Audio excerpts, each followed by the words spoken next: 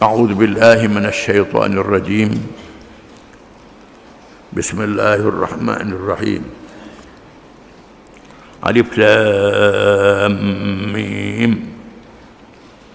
ذلك الكتاب لا ريب فيه هدى للمتقين الذين يؤمنون بالغيب ويقيمون الصلاة ومما رزقناهم ينفقون والذين يؤمنون بما أنزل إليك وما أنزل من قبلك وبالآخرة هم يوقنون أولئك على هدى من ربهم وأولئك هم المفلحون.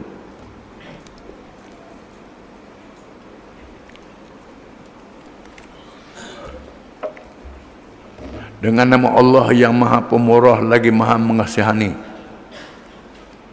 Alif Lam Mim. Kita Al-Quran ini tidak ada sebarang syak padanya tentang datangnya dari Allah dan tentang sempurnanya.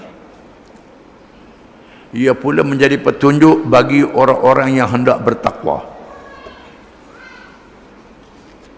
yaitu orang-orang yang beriman kepada perkara-perkara yang gaib dan mendirikan, mengerjakan sembahyang serta membelanjakan, menderma, menyumbang sebahagian rezeki yang kami berikan kepada mereka.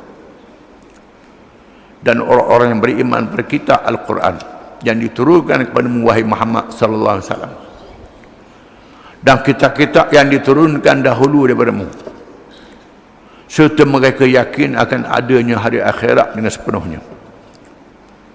Mereka itulah yang tetap mendapat petunjuk dari Tuhan mereka dan merekalah orang-orang yang berjaya dunia dan akhirat. Ini merupakan bahagian yang pertama sebagai mukaddimah pemulaan pada surah Al-Baqarah. Selepas Al-Fatihah, surah Al-Baqarah. Surah Al-Baqarah ini termasuk dalam surah Madaniyah, surah yang diturunkan di Al-Madinatul Munawwarah. Walaupun ada ulama mengatakan ayat yang ada ya ayuhan nas itu Makkiyah, tapi hakikatnya Madaniyah juga. Pendapat itu dhaif. Semua ayat-ayat dalam surah Al-Baqarah ini diturunkan di Madinah. Madinah ialah tempat berdirinya masyarakat dan kerajaan Islam. Ditegakkan politik, ekonomi dan masyarakat Islam di Madinah. Maka dalam surah Al-Baqarah ini dinyatakan hukum hakam dan sistem yang berkait dengan keluarga, yang berkait dengan undang-undang, termasuk undang-undang muamalat, undang-undang perniagaan, yang berkait dengan berbagai-bagai hukum yang perlu dilaksanakan di dalam masyarakat. Dimulakan dengan hukum-hukum yang berkait dengan akidah, keimanan, yang berkait dengan ibadat, yang berkait dengan muamalat, yang berkait dengan akhlak, termasuk urusan nikah kahwin, urusan talak bercerai, iddah dan hukum-hukum syarak yang lain. Ini disebut dalam surah Al-Baqarah.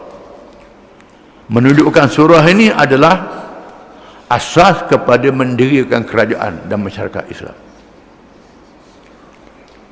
Permulaan surah dalam ayat yang kita baca tadi, dia dedahkan sikap manusia terhadap Al-Quranul Karim. Hidayah petunjuk Allah. Ada 3 kumpulan manusia. Yang pertama mereka yang beriman, yang kedua mereka yang kafir, yang ketiga mereka yang munafik. Allah Ta'ala dedahkan dalam susuk lah, tak usah sembunyi. Bila tegaknya kerajaan Islam di Madinah, dalam masyarakat Islam, dalam masyarakat timbul 3 kumpulan. Kumpulan yang beriman, sungguh-sungguh beriman, percaya dengan hati, beramal dengan anggota, berperangai dengan Islam. Dalam hubungan dengan Allah, hubungan keluarga dengan manusia. Yang kedua, kumpulan yang kafir, yang tak percaya ke Islam, terang-terang. Yang ketiga, golongan munafik yang tipu-tipu dengan Islam. Allah Ta'ala dedah. Dekat orang Islam kata Islam, dekat orang kafir kata kafir. Ini dia. Wujud dalam masyarakat di Madinah. Kalau masyarakat Madinah ada ni kawasan ada lah. Itu kena sedar. Allah Ta'ala dedahkan di dalam Al-Quran permulaan surah Al-Baqarah. Seterusnya surah ni mendedahkan tentang kejadian Nabi Adam AS. Manusia yang pertama, bapa pada semua manusia, diciptakan oleh Allah. Disebut peristiwanya di hadapan para malaikat. Allah mengisytiharkan Adam akan menjadi khalifah. Khalifah dengan makna makhluk yang akan beribadat pada Allah di atas muka bumi, yang memakmurkan bumi dengan syariat Allah Subhanahu wa taala. Ini sebut dalam surah ini, akan diterang. Seterusnya akan mendedahkan golongan Bani Israel. Golongan yang sangat dimurkai oleh Allah Subhanahu wa taala. Sehingga 1/3 surah Baqarah ni menceritakan tentang Bani Israel. Ia adalah kumpulan orang-orang Yahudi. Allah Ta'ala pilih Rasul paling ramai kalangan mereka.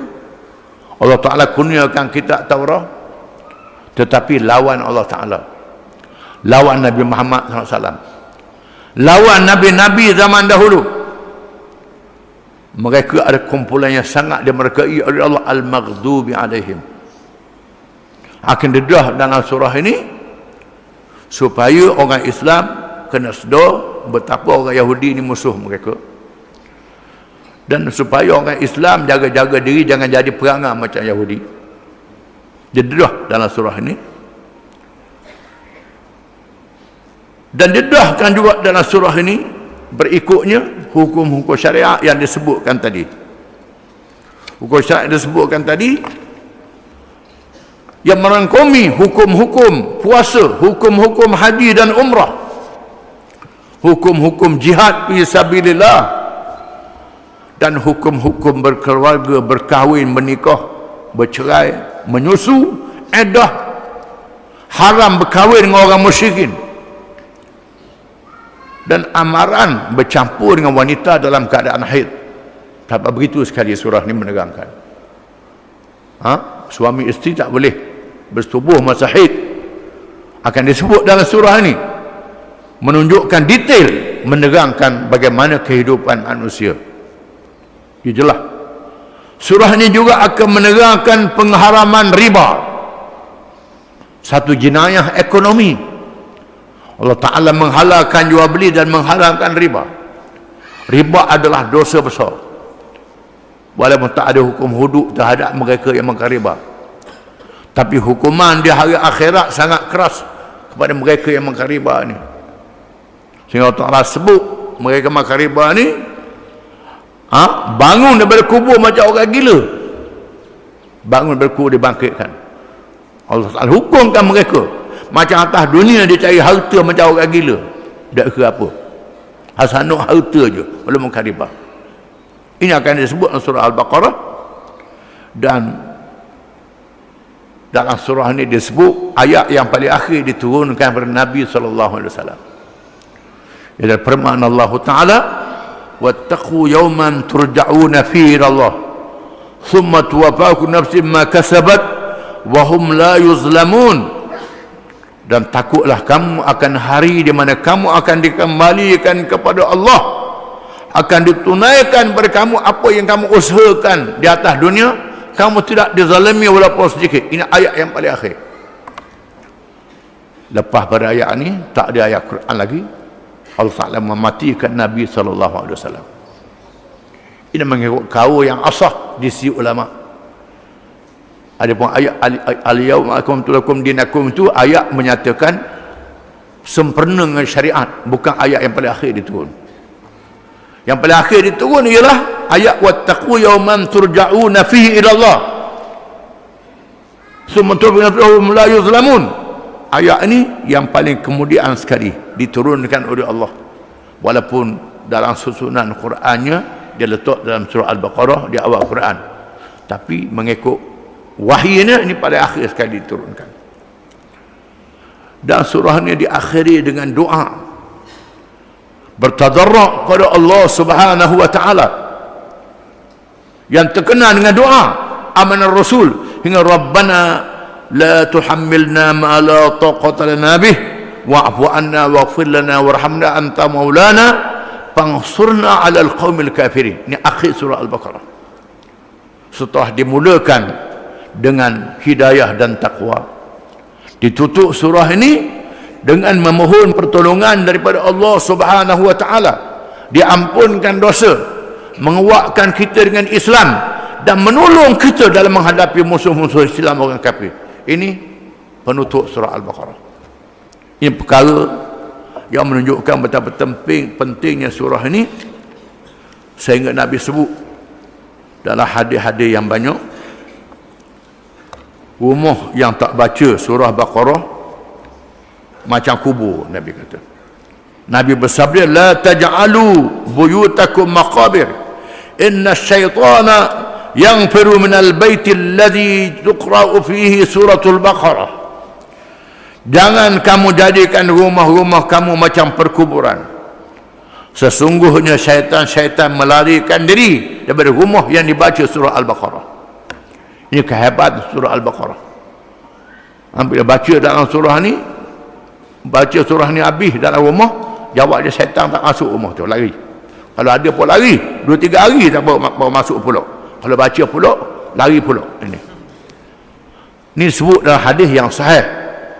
Sebut dalam hadis yang lain lagi, iqra'u surat Al-Baqarah fa inna akhdaha barakah wa tarkaha hasrah la yastati'uha al-batalah. Yakni bacalah kamu akan surah Al-Baqarah. Sesungguhnya mengambil surah ini berkat, meninggalkan surah ini penyesalan. Surah ini tak mampu dilawan oleh ahli-ahli sihir. Antaranya surah ini obat pada sihir. Dan sebab itu disuruh kita baca surah ini dalam rumah, supaya kalau ada sihir pun lari sihir. Orang sihir pun tak masuk sihir. Kalau tak mampu baca pun, sekarang ni ada kaset, patang kaset pun tak apa. Kalau baca sendiri lebih baik. Kalau rumah yang ada gangguan apa-apa, baca surah ini. Kerana syaitan tak boleh duduk dalam rumah yang dibacakan surah Al-Baqarah. Ini kelebihan surah Al-Baqarah. Adapun tafsirnya kita baca minggu depan. Wallahu a'lam.